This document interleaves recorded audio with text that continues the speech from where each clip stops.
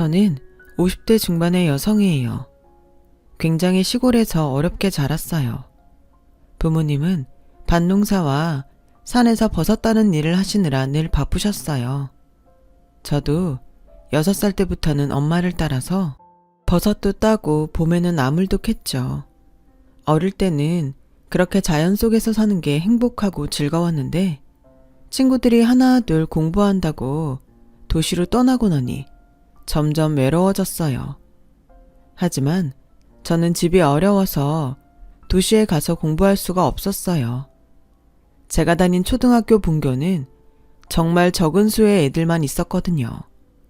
선생님도 4분밖에 없었고요. 안 그래도 학생 수가 적은데 도시로 가는 애가 생길 때면 학교 전체가 우울해졌던 기억이 있네요. 저희 집은 먹고 사는 데에 바빠서 제 교육까지 신경 쓸 여력이 없었고 저도 공부를 그렇게 열심히 하지는 않았어요. 항상 집안일을 도와야 해서 밭일이 바쁠 때는 결석도 많이 했고요. 중학교는 걸어서 20분을 가서 버스를 타고 또 30분은 가는 곳에 있었어요. 그러다 보니 매일 왔다 갔다 하는 것만도 큰 일이었죠. 학교 다니기가 너무 힘들어서 혼자 나가서 사는 애들도 있었어요. 혼자라고는 해도 대부분 친척집에서 살긴 했어요. 저도 몇 번 나가서 살게 해달라고 했지만 뜻대로 되지 않았어요. 사실 저도 안 될 거라는 건 예상했어요. 그 동네에 친척이 있는 것도 아니었고 어디 가서 신세를 지기도 어려웠으니까요. 집안 형편도 안 됐고요. 하루는 학교에 갔다 와서 너무 피곤해서 자다가 저녁밥 지으라는 엄마 말에 일어났어요. 곤로에 밥을 안 치고 단무지를 무치는데 엄마가 저한테 그러시더라고요. 지수가 힘들어도 조금만 버텨. 중학교만 이렇게 다니고 고등학교 때는 엄마가 어떻게 해서라도 너 편하게 학교 다닐 수 있게 해줄게. 정말이야? 나야 너무 좋지. 근데 정말 해줄 수 있어? 우리 집 돈 없잖아. 그래서 엄마가 생각해 놓은 게 있으니까 걱정하지 말고 중학교 졸업할 때까지만 참아. 고등학교는 제대로 다녀야 돼. 그래야 엄마 아빠보다 더 잘 살 수 있어. 엄마는 초등학교만 나오셨고 아빠도 중학교까지만 다니셨어요. 엄마는 집안 형편이 어렵지 않았는데 여자가 공부해서 뭐 하냐며 집에서 시켜주질 않았대요. 아빠는 외할아버지가 일찍 돌아가셔서 일을 하느라 고등학교에 못 가셨고요. 아빠는 제가 학교를 빠지고 집안일 돕는 걸 당연하게 생각하셨지만 엄마는 아까운 공부 시간 뺏는다고 안타까워 하셨어요. 밭일할 때가 아니면 제가 빠지려고 해도 등을 떠밀어서 학교에 보내셨어요. 엄마가 공부를 못했던 게 아쉬운 만큼 저만큼은 포기하지 않기를 바라셨던 것 같아요. 그때의 저는 엄마의 마음을 다 헤아리지는 못했지만 제가 엄마 아빠보다 더 잘 살기를 바라는 마음은 충분히 느껴졌어요. 저는 더 이상 불평하지 않고 학교를 다녔고 고등학교에 가자 엄마는 약속대로 제가 도시에 머물 수 있게 방을 얻어주셨어요. 도시라고는 하지만 서울과는 비교도 안 되게 작은 곳이었어요. 그런데도 저는 모든 게 다 크고 넓게만 느껴졌고 온통 신기한 것들로 가득했어요. 엄마는 제가 초등학교 때부터 들었던 적금을 깼다고 하셨어요. 이런 나를 위해서 내가 조금씩 모아뒀던 거야. 네가 고등학교라도 나오려면 언젠가는 필요할 것 같더라고. 생각보다 돈이 많이 모아지진 않았어도 네 쓸방은 얻을 수 있어서 다행이다. 엄마, 진짜 고마워. 나 놀지 않고 공부 열심히 할게. 주말마다 집에 와서 엄마 아빠도 잘 도울게. 아빠는 제가 집을 떠나서 공부하는 걸 그렇게 좋아하진 않았지만 반대하지도 않으셨어요. 근처에 먼 친척이 있어서 저를 봐줄 수 있어서 괜찮겠다고도 하셨고요. 또 전보다 형편이 좀 나아져서 저희 집도 바쁠 때에는 사람을 쓸 수 있게 됐어요. 그 덕분에 저는 학교 생활에 완전히 집중할 수 있었어요. 밤멜 걱정이나 산에 가서 버섯 딸 일을 생각하지 않아도 되니 얼마나 홀가분하고 좋았는지 몰라요. 그런 만큼 엄마가 정말 많이 힘들었겠구나 하는 생각도 많이 하게 되었죠. 그래서 주말에 집에 가면 제가 먼저 나서서 부엌 일을 도맡아 했습니다. 집 떠나면 다 효자가 된다고 하는데 저도 그랬던 것 같아요. 학교 생활은 정말 재미있었어요. 고3이 되니까 대학에 갈 아이들과 취직할 아이들로 갈라지게 됐고 저는 취직하는 쪽을 선택했어요. 명문대에 갈 정도의 성적은 아니었고 서울에 있는 대학에 갈 수는 있을 정도의 성적이었어요. 선생님은 아까워했지만 저는 얼른 돈을 벌고 싶었거든요. 저는 학교 선생님의 추천으로 작은 회사의 격리 보조로 취직하게 됐어요. 엄마 아빠는 제가 졸업도 하기 전에 취직이 결정됐다고 엄청 좋아하셨어요. 아빠는 엄마가 무리해서 절 학교 보낸 보람이 있다고 하셨죠. 부모님이 좋아해 주시니까 저도 더 들떴어요. 회사에 들어가서 사회생활을 한다고 생각하니 벌써 어른이 된 것 같았거든요. 학교를 졸업하던 날 엄마는 제 손을 잡고 지수가 회사에 들어가서 적응되면 그 다음에는 야간 대학이라도 갈 생각해봐. 힘들었지만 고등학교 졸업하니까 좋은 일자리가 생겼잖아. 대학 졸업하고 나면 더 좋은 데 갈 수 있고 네가 하고 싶은 일도 할 수 있을 거야. 엄마 아빠가 지금 대학까지 보내주지 못해서 미안하다. 그래도 엄마 말 명심해. 네 삶은 네가 바꿀 수 있는 거야. 알았지? 저는 알겠다고 했어요. 하지만 회사에 다녀보니 일을 하면서 학교에 다닌다는 게 보통 각오로 되지 않는다는 걸 깨달았어요. 처음 몇 달은 적응하느라 정신이 없었고 그 다음은 피곤이 쌓여서 일이 끝나면 아무것도 하기 싫어지더라고요. 그래서 2년 정도는 공부할 생각은 접고 회사만 다녔어요. 격리 보조라고 하지만 격리일보다는 잡심부름이나 다른 직원들 뒤치다거리가 더 많았어요. 시간이 흐르면서 나는 언제 일다운 일을 해보나 하는 마음에 제 현실이 답답해지더라고요. 저는 그제야 용기를 내서 야간대학에 원서를 내기로 했어요. 모아놓은 돈도 있고 엄마 말씀처럼 대학 졸업장이 있으면 지금보다는 더 나은 일을 할 수 있을 거란 생각이 들었거든요. 그때부터 회사가 끝나면 학교에 가서 공부하는 생활을 시작했고 몇 년간 고생 끝에 저는 경영학과 졸업장을 받았어요. 그러면서 전산회계 업무 자격증도 같이 땄고 그 덕인지 저는 중소기업 회사에 격리로 들어가게 됐죠. 거기서 남편을 만나게 됐어요. 그 사람은 저희 회사가 물건을 납품하는 대기업 직원이었어요. 직급도 팀장이고 능력 있는 사람이었어요. 저는 그 남자의 능력에 반했고 그 사람은 제가 뭐든 적극적으로 일하는 모습이 매력 있다고 하더라고요. 남자는 아버지가 일찍 돌아가셨고 어머니는 지방대 교수였는데 지적이고 고상한 모습이 참 좋아 보였어요. 나이도 많지 않으신데 공부를 하면서 아이를 키웠을 걸 생각하니 존경심도 들더군요. 혹시라도 제 학벌을 가지고 뭐라고 하진 않을까 걱정도 했어요. 하지만 큰 문제 삼지 않아서 남자와 결혼할 수 있었습니다. 그런데 시어머니는 집안 큰 행사 자리에 절대 저를 부르지 않았어요. 항상 남편만 혼자 갔다 오곤 했거든요. 아무래도 시댁 모임은 저한테 어려운 자리라서 처음엔 속으로 좋아했는데 시간이 갈수록 뭔가 석연치 않은 게 느껴졌어요. 하루는 시어머니가 왜 중요한 행사에 저를 안 부르는지 남편을 붙잡고 꼬치꼬치 캐물었어요. 우리 친척들이 전부 고학력자에 직업도 좋은 사람들이 많거든. 엄마가 비교된다고 중요한 일에는 부르지 말라고 하셨어. 내가 기죽을까봐 신경 써서 그러는 거야? 그런 거면 난 괜찮아. 아무리 내가 모자라도 그래도 당신한테 아내고 며느리인데 중요할 때마다 빠지고 일도 안 하면 다들 뭐라고 하겠어. 라고 하자 남편은 더듬으면서 겨우 하는 말이 그게 사실은 너랑 결혼하는 조건이 그거였어. 집안 중요한 행사에 부르지 않는 거. 그냥 조용히 나하고만 살라는 거였어. 뭐라고? 어떻게 그런 약속을 할 수가 있어? 이건 너무하잖아. 내가 창피하다는 거야?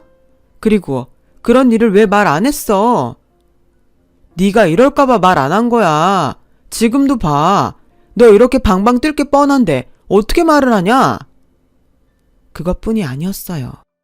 시어머니는 집에 제 친구들도 부르지 말라고 하셨다더라고요. 저랑 친구면 수준도 비슷할 테니 그런 사람들 드나들게 하지 말라고 했다나요? 너무 속이 상했지만 어디 하소연할 데도 없었어요. 친정에 말하면 부모님 마음만 아프실 테고 친구들한테도 창피해서 말을 꺼내지 못했죠.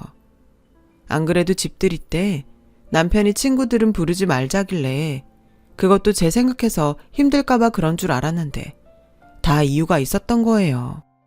저는 이런 결혼 생활을 해야 되는 건지 며칠 동안 잠도 못 자고 입맛도 없을 만큼 고민했어요. 시어머니가 지금은 나한테 편견이 있어서 저러지만 내가 잘하면 인정해주지 않을까 하는 생각이 들더라고요. 마침 시어머니 생신이 돌아오고 있었어요.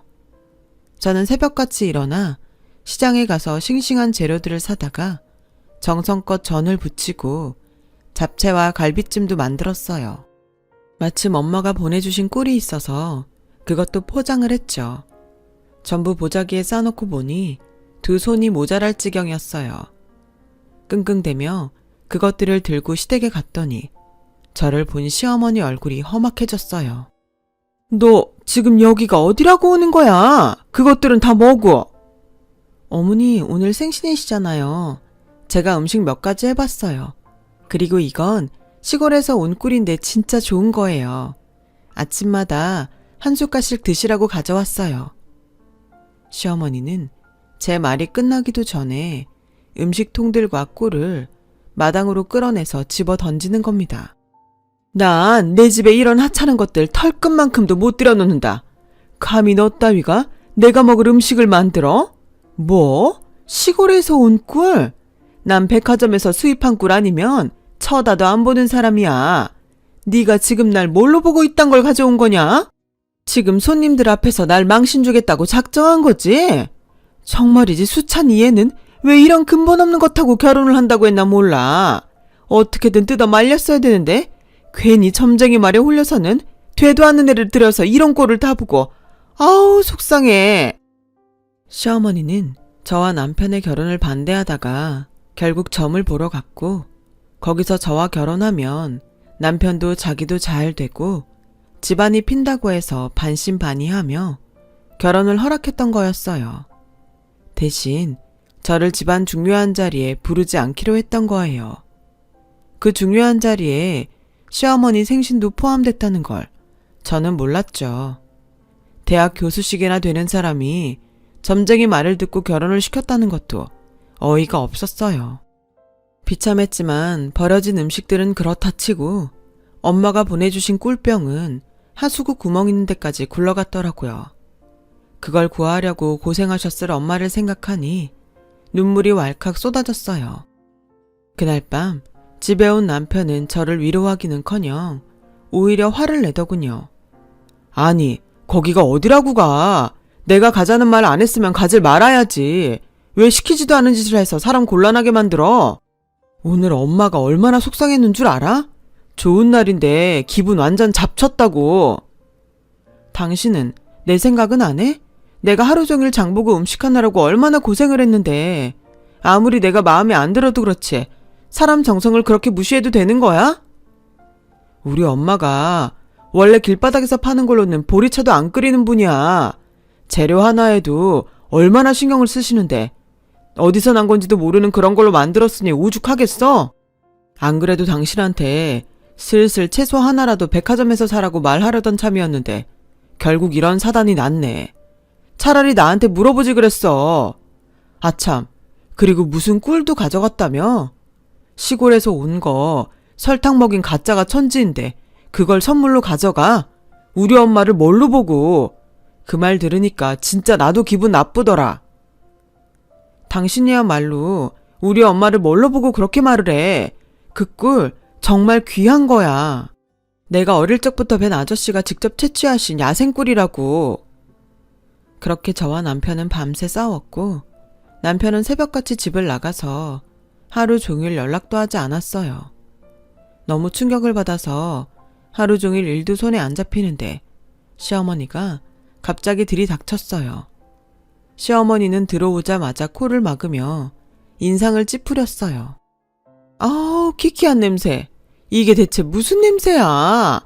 아니, 저게 뭐야? 청국장이냐? 네, 저희 친정엄마가 보내주신 거예요. 아우, 내가 못 살아 정말. 너 니네 친정엄마가 보낸 거 아니면 먹고 살 게 없니? 왜 저런 냄새를 집에서 풍겨? 당장 치우지 못해? 그리고 너 수찬이한테 그 꿀이 무슨 야생꿀이라는 둥 그러면서 애를 쥐잡듯 했더라? 하룻밤새 애 얼굴이 반쪽이 돼서 들어오는데 내가 얼마나 놀랐는지 알아? 그이가 어머니한테 갔어요? 저랑 싸우고 나서 간 데가 시댁이라니 정말 어이가 없었어요. 게다가 저랑 있었던 일을 다 얘기한 모양이었어요. 너는 네가 살던 데니까 아무렇지 않을지 몰라도 우린 아니다. 집에서 키우는 개한테도 안 주는 것들을 갖고 와서 우리를 모욕해놓고 적반하장도 유분수지. 그래서 내가 곰곰이 생각을 해봤는데 이건 아무래도 아닌 것 같다. 이 결혼 없던 일로 하자. 네? 아니 어머니, 제가 음식 한번 해갔다고 어떻게 그런 말씀을 하세요. 이혼이라뇨. 그리고 그런 일은 저랑 그 사람이 정하는 거지 어머니가 하실 말씀은 아니잖아요. 이거 봐. 어디서 버릇없이 말대답이나 하고? 우리 니네랑 달라서 집안 어른들 말씀을 중시하는 사람이야. 어린이 결정을 내렸으면 따라야지. 어디서 굴러먹다 온지도 모르는 걸 데려와서 집안 꼴하며 이게 뭔지 몰라. 내가 그 돌팔이 점쟁이한테 완전 속았어. 아무튼 너 당장 짐 싸서 일단 이 집에서 나가 있어라. 조만간 우리가 서류 준비해서 보낼 테니까 그렇게 알고 있어. 남편한테 전화해서 물어봤지만 돌아오는 말은 같았어요. 내가 일생일대의 실수를 한 것 같아. 결혼이라는 걸 그렇게 한순간 감정에 결정하는 게 아니었는데 그땐 내가 뭐에 씌었었나 봐. 우리 서로 자란 환경도 그렇고 안 맞는 게 너무 많은 것 같아. 차라리 빨리 끝내는 게 서로한테 더 도움되는 일 아니겠어? 깔끔하게 헤어지자. 결국 저는 쫓겨나듯이 집을 나왔어요. 집에 돌아가자니 부모님이 너무 속상해할 것 같아서 며칠을 여관방에서 혼자 지냈죠. 그런데 시댁에서 친정으로 서류를 보내는 바람에 부모님도 다 알게 되셨고 엄마는 어떻게 저를 찾아오셨어요. 네 친구 경희가 너 여기 있다고 하더라. 왜 혼자 여기 이러고 있어? 집에 와야지. 저는 엄마의 따뜻한 말에 그만 통곡을 하고 말았어요. 정말 그때 두고 보자는 마음이 생겨서 이를 악물고 다시 공부를 하기 시작했어요.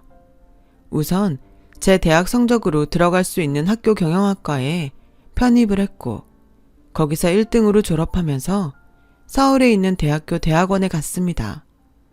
집안 야강대학에서 편입한 4년대 대학을 1등으로 졸업하기 위해 정말 미친 듯이 공부를 했어요. 그리고 대학원을 좋은 성적으로 졸업하면서 미국으로 유학을 가게 되었어요. 장학금을 받아서 갔지만 생활비는 부족할 때가 많았어요. 그래도 진짜 정말로 꼭 뭔가 되고 말겠다는 일념으로 그 생활을 버텨냈어요. 박사과정을 5년에 끝내는 사람들도 있었지만 절반 이상은 5년을 넘겨서 7년도 걸리고 8년 만에 마쳤거든요. 저는 5년 안에 박사를 따지 않으면 나머지 등록금을 낼 돈이 없었기 때문에 죽기 살기로 공부를 했고 결국 5년 만에 경영학 박사학위를 받을 수 있었어요. 그 사이 많은 일들도 있었죠. 아버지는 돌아가셨고 엄마가 홀로 저를 기다리고 계셨어요. 저는 대학원을 나온 대학에서 강사로 일을 시작했어요. 그러면서 대기업 경영연구소와 함께 경영 전략도 짜고 논문 발표도 열심히 했죠. 학교에서는 그런 저를 신뢰하게 됐고 저는 5년 후에 정식 교수로 임용되었어요. 그날 엄마께 커다란 꽃다발을 안겨드렸어요. 엄마가 나한테 공부하라고 하지 않았으면 이렇게 될 수 없었을 거야. 이건 다 엄마가 만든 거야. 엄마 고마워요. 네가 열심히 살았으니까 훌륭한 사람이 된 거지. 엄마는 아무것도 못 해줬는데 이렇게 잘 살아줘서 엄마가 고마워.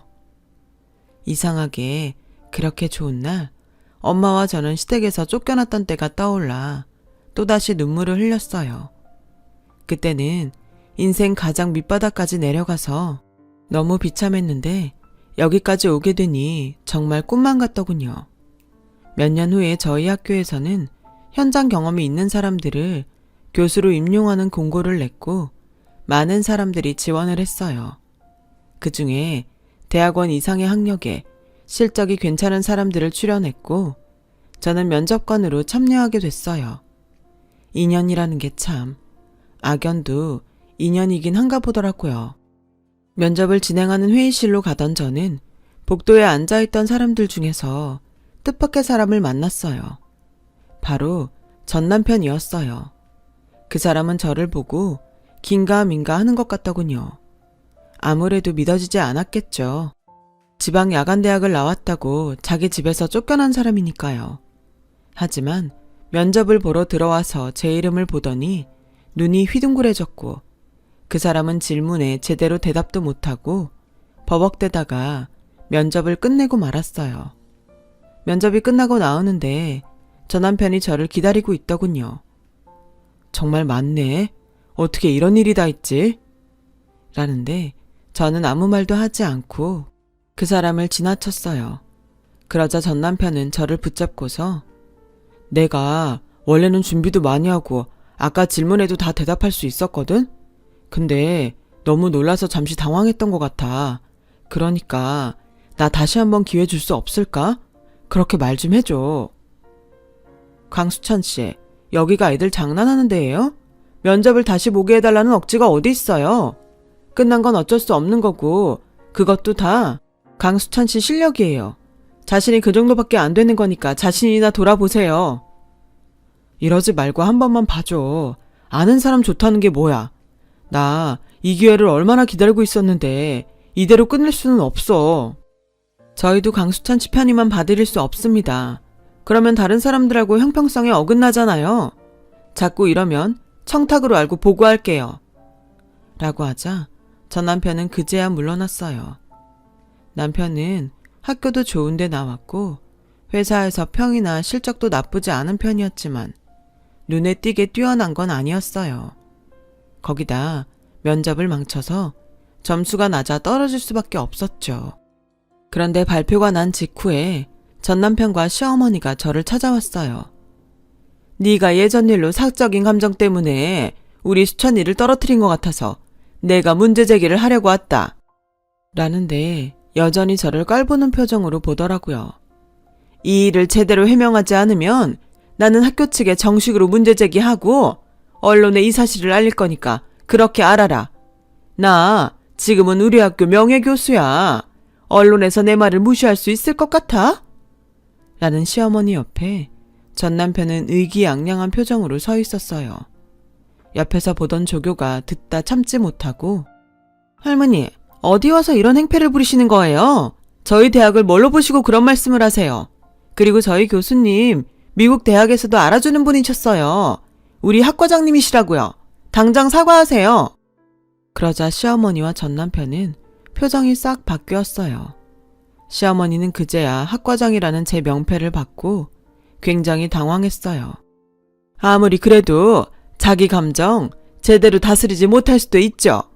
우리 수찬이가 떨어진 거 보면 뭔가 장난질 친 게 분명하다고. 뭔가 했죠. 우리의 점수 장난쳤죠? 라며 더듬더듬 저한테 존댓말을 쓰는 시어머니를 보니 웃음이 나왔어요. 정 그러시면 제가 채점표 보여드릴게요. 그나마 점수는 제가 제일 괜찮게 줬거든요. 저는 시어머니와 전 남편한테 채점표를 보여줬죠. 그걸 본 두 사람은 얼굴이 빨개지더니 어쩔 줄 몰랐어요. 대부분의 교수들이 전 남편한테 가장 낮은 점수를 줬거든요. 할머니, 여긴 할머니가 있던 그런 작은 대학하고는 수준이 달라요. 누구 말 한마디 때문에 떨어뜨리는 데가 아니라고요. 저한테 말도 안 되는 소리 계속 하시면 저도 강수찬집 회사에 저한테 어떤 식이었는지 어떻게 했는지 알릴 거예요. 인성이 먼저인 거 아니겠어요? 요즘은 시댁이 며느리한테 함부로 하는 거에 민감한 거 아시죠? 할머니 학교에서 명예교수라고요. 할머니는 학교에서 저한테 했던 행동이며 오늘 이러고 와서 행패 부리는 거 알면 계속 그 자리에 두겠어요? 라고 하자 시어머니는 그제야 그때는 우리가 정말 실수했다. 미안해.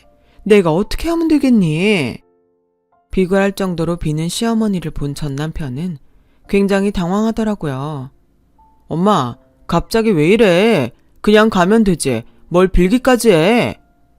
너 조용히 하네? 네가 뭘 한다고 이래? 교수 사회에서 평판 한번 깎이면 어떻게 되는 줄 알아? 입 다물고 가만히 있어. 자신의 위신과 명예만 중요한 시어머니를 보니 한숨이 절로 나왔어요. 됐으니까 돌아들 가세요. 더는 찾아오지 마시고요. 한 번만 더 와서 엉뚱한 소리 하면 그땐 진짜 가만 안 있어요. 명예훼손으로도 고소할 거예요. 라고 하자 남편은 억울하다는 듯 뭘 그렇게까지 말해. 난 엄마 때문에 그런 것밖에 없어. 정말 내 뜻이 아니었다고. 혹시라도 나한테 섭섭한 거 있으면 다 풀고 회사에는 아무 말도 하지 마. 부탁이야. 이보세요. 저랑 무슨 사이인가요? 상대방에 대한 예의 몰라요? 어따 대고 자꾸 반말이니? 라고 소리쳤더니 그 사람은 놀라서 말을 못하다가 더듬거리더군요. 그렇게 남편과 시어머니는 돌아갔지만 그 후에도 몇 번 저를 찾아왔어요. 어떻게든 제 비위를 맞춰서 좋은 자리를 얻어보겠다는 속셈이었죠. 저는 만나주지도 않았고 조교들한테도 제 방에 들여보내지 말라고 했어요. 결국 두 사람은 더 이상 저를 찾지 않더라고요. 나중에 들은 얘기로는 시어머니가 교수 임용 당시 논문이 다른 사람 걸 표절한 게 들통나서 교수직을 박탈당했다고 하더라고요. 참나, 진짜 세상 일 아무도 몰라요. 그렇게 잘난 척을 해대더니 논문 표절이라뇨. 학교에서는 시어머니를 연구비 횡령으로 고소도 했다고 해요. 전 남편은 회사에서 정리해고 때 쫓겨났고요. 그 후로 지금까지 두 사람에 대해 들은 소식은 없습니다. 저는 늦은 나이지만 전부인과 사별한 사람을 만나서 재혼을 했고 친구처럼 재미있게 잘 지내고 있어요. 엄마도 아직까지는 건강히 잘 계시고요. 옛말에 젊은 사람 무시하지 말라는데 왜 그렇게들 자기보다 좀 못하다는 생각이 들면 무시부터 하고 보는 걸까요? 사람에겐 각자 그 사람의 보석 같은 가치가 있는 건데 말이죠. 저는 우리 학교의 젊은 청춘들을 믿고 희망을 보며 오늘도 달리고 있습니다. 지금까지 들어주신 분들 모두 감사합니다. 다들 행복하시고 하시는 모든 일 잘 되길 바랄게요. 건강하세요. 여러분, 사연 댓글에 응원과 현명한 조언 부탁드려요.